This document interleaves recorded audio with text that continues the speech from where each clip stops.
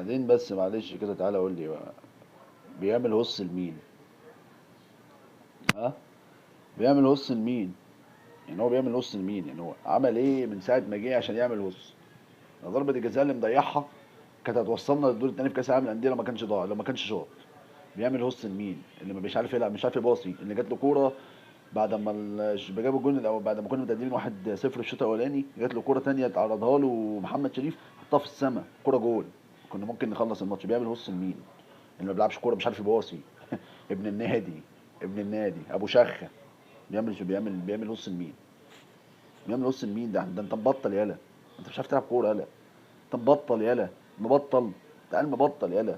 جمهور الاهلي ده انت اكلتهم الاونطه.